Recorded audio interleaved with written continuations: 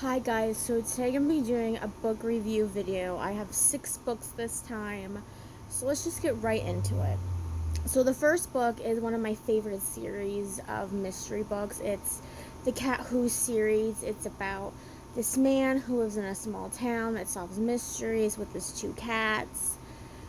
It's called The Cat Who Played Brams. It's by Lilian and Braun. This is what it looks like. And if you hear a strange noise in the background, I don't know if you can on the camera, but I'm next to a fan, so if you hear that noise, that's just what that is. So this is way before Quill ever decides to move to Moose County. I think that's what they call it. Moose County something. I think that's what they call it.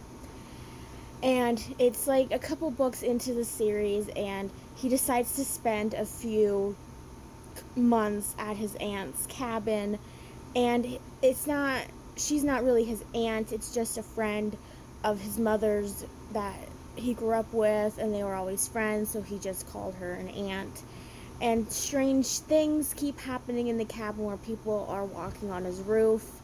Things suddenly go missing in the house, and it's up to Quill to figure out who did it based on I think it was like a cassette tape that his cat found inside of a moose's head, like one of those mountain moose's heads things you've seen, like hunting cabins, those type of things. It was a really good book. I finished this in like I think 2 days. These books are really good to get through, like especially if like you're starting out reading and you don't know what to read, or like if you want something just like cozy up with and just read really quick. These are the best books that I feel like to do that with because they are so good. So this book, I read a book in this series before. I don't know if I have any more, but this is called 12 Angry Librarians. It's a Cat in the Stacks mystery. It's by Miranda James. This is what it looks like. And it's about this man, and when I first started reading it, I went into it thinking that the main character was a woman, because I'm just so used to not with the Cat Who books, but I'm just so used to it with other books, other mysteries that I read, where it's mostly the female character. I mean, the protagonist is always a woman who solves the mysteries. So when I went into it, I forgot that this was a series that had a man as the protagonist. Basically, it's this man who works for this library. He's worked in library science most of his life, and there's this meeting coming up for the Southern Academic Libraries Association, and it's going to be held in their town, in their library. I think it's in their library, unless it's like it's at the college. And his name's Charlie. He has a cat, and this man who used to be like his arch rival in school is coming to town to do stuff at this meeting, and everybody just hates him. So of course, when he goes missing,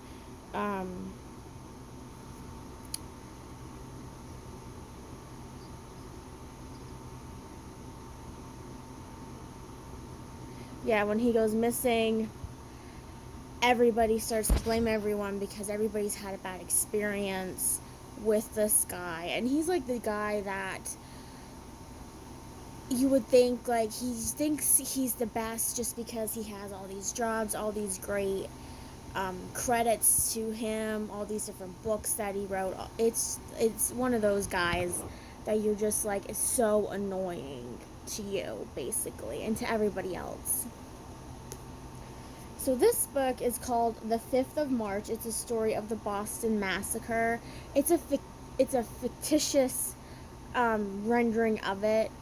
Some of the names in here are people that were part of the massacre, but not everybody. It's by Anne Rinaldi. I think that's how you say her last name. I don't know. This is what it looks like.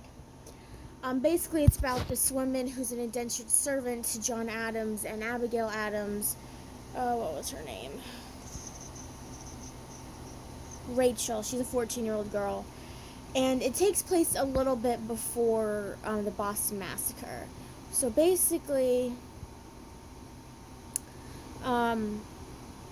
So basically it takes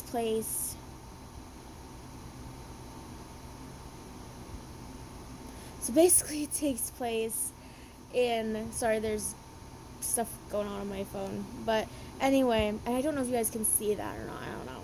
But anyway, it takes place a little bit before the Boston Massacre. So the first couple chapters take place in 1768, 2 years before it happens. And then a couple more chapters into it, it starts 1970. 1768, and then the next part is 1770.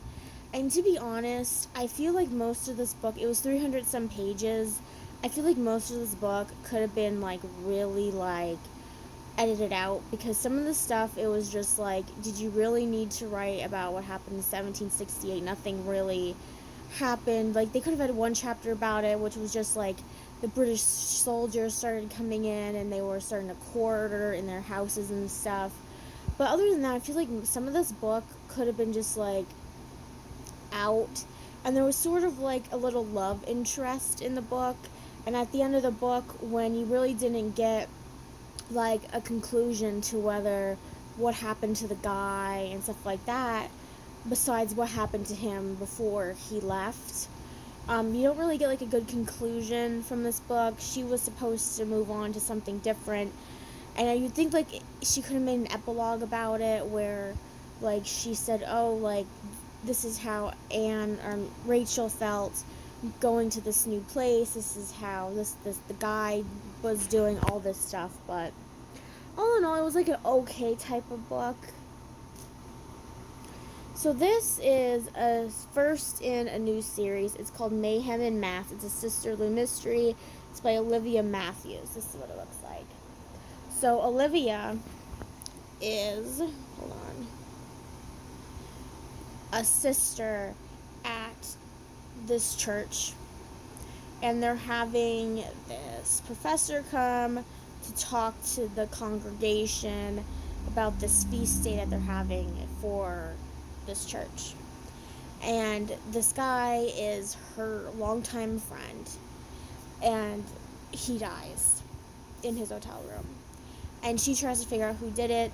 Throughout most of the book, she thinks it's either his wife or his wife's lover.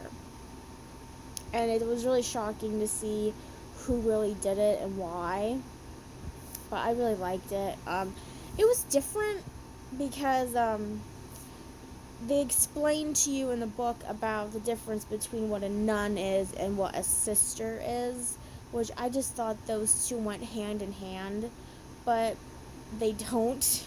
But I really enjoyed this book. I really liked the main character. She's kind of, again, she's like one of those sassy type of girls or women who, like, won't take no for an answer. Like, she'll just keep pushing you until you say, hey, I did this, and blah, blah, blah.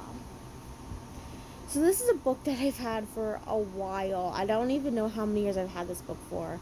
But this is called The Sundog. It's by Stephen King. It's like one of his shorter horror stories. And this is what it looks like.